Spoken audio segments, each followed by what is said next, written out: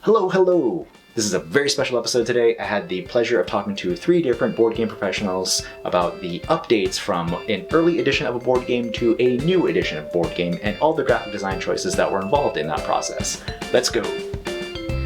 So this is an unusual episode. I don't normally do interviews so much. I hope I can do it more often, but this is kind of my first time doing it, so please excuse any rough edges that you might see around. So without further ado, let's first talk to Grant Rodiak about the update of Farmageddon 1st Edition to Farmageddon 2nd Edition.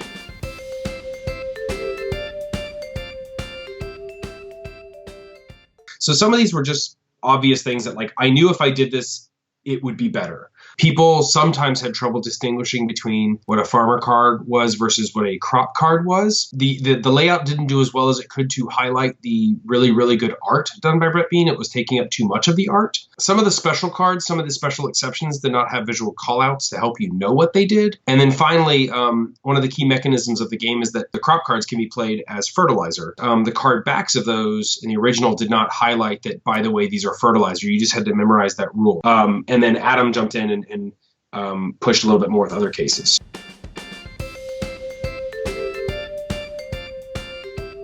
The difference between the versions is that the farmer cards are blue. All the farmer cards now have a sign post in the top left corner.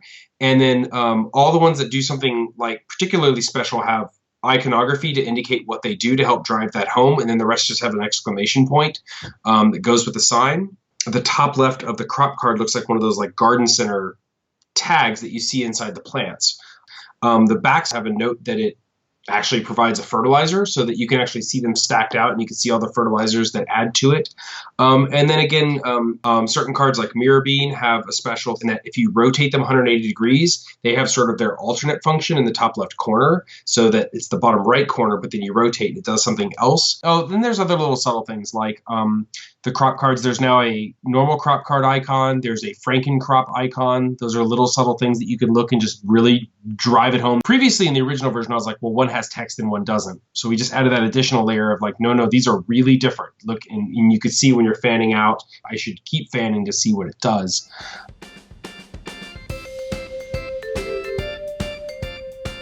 I get 99.9% of my information from just watching people and listening to them. So if people always ask a question of, wait, which one are crop cards? If they always ask a question of, well, when can I do this action? Or if they always forget to, during the upkeep phase, I do this thing. Like UX is a thing that can help that, or people always play a card wrong. Is there a way that you could drive home that point of, no, you really play it like this? And sometimes it's as simple as like an underline. Basically watching player actions and seeing the questions. And it's one of those things that it's very easy to test to overlook it and just answer them and move on. But you should take a mental note of, oh, they asked that question because they didn't know, because my UI isn't doing it for them.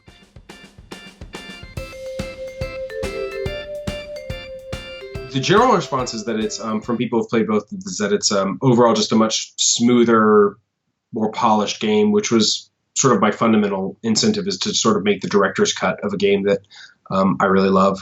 And I haven't had nearly as many rules questions, which was also the result of rewriting the text 2,000 times over the past 5 years.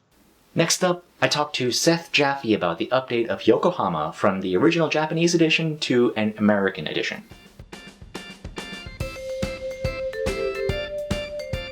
One of the main comments people were saying when they played the original version was that it looked like a big mess on the table. There's a bunch of tiles, a bunch of information, very difficult to find. To see what's going on, and a lot of people would look at it and it looks a little overwhelming. Then they learn how to play and they realize, oh, it's not really overwhelming at all. So just to try to help that, we went through each of the area boards, and Adam went through and made this stuff a lot easier to read. See how it says like 1 copper, 2 copper, 3 copper? You used to have not a number, but like 1 pictured piece, and then 2 pictured, and then 3 pictured. And of course, to fit them, they would be shrunk down. So it'd be 3 little ones, or 2 bigger ones, or 1 big one. And I think that was contributing to the sort of clutter of it. And that's just 1, 2, and 3. Some of the other boards have 1, 2, 3, 4, 5.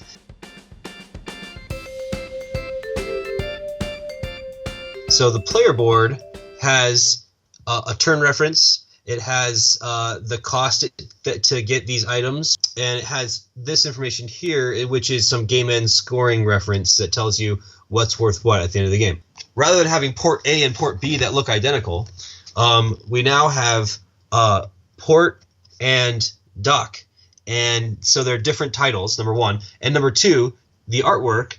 While we didn't want to create new artwork, I had Adam flip the artwork and recolor it a different color. So you can see those are the same artwork, but they look a little different. It's nice to be able to look and just see that information right there. So having information at your fingertips, that was one category of thing I really wanted to improve on, which I think we've done here.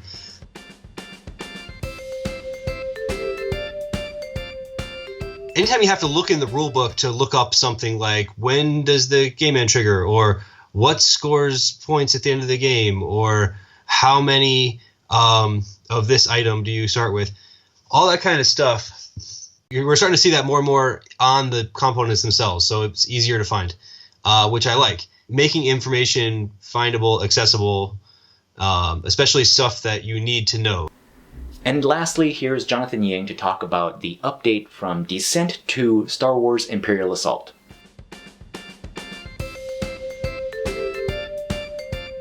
The game is complicated, and it's oftentimes very unclear what an icon or a number means. Like if you look, for example, at the bottom right corner of the Descent card, there's that big sweat droplet with the big 1. That's the cost to use the card. You didn't really know what it was associated with. Whereas as far as the style in most games that we do, we have the costs placed up front, including things like exhaust this card or things that you do first. So we moved it, the strain cost, up to just be right at the front of any ability that costs strain. That made all of the abilities much more readable, and it also allowed us to maybe make multiple abilities with different strain costs on the same card as well. You will often want that kind of information to come as soon as possible or as early as possible. It doesn't overwhelm the players with options, because if they don't have the resources to exploit that option, they shouldn't really need to necessarily worry about it.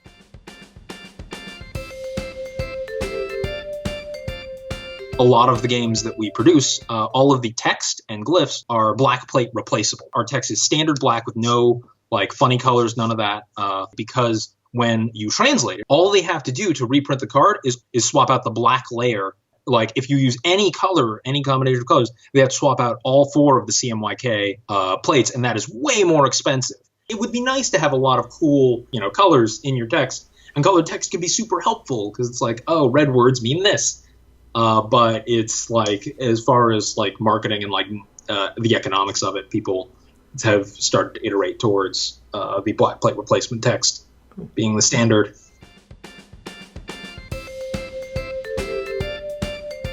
One of I think the funniest little changes between Descent and Imperial Assault was the change of the damage token, which in Descent was these little hearts.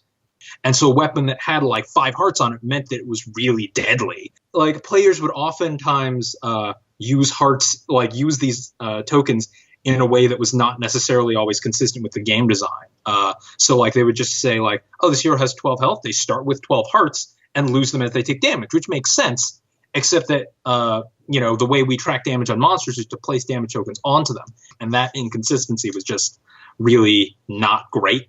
So in Imperial Assault, we made it very clear we have this wonderful little kind of cross-shaped blast icon, which is just it's very clearly this is harm, this is damage. And it's you hit, you've got a stack of these little blasts on a stormtrooper, means he's had a bad time.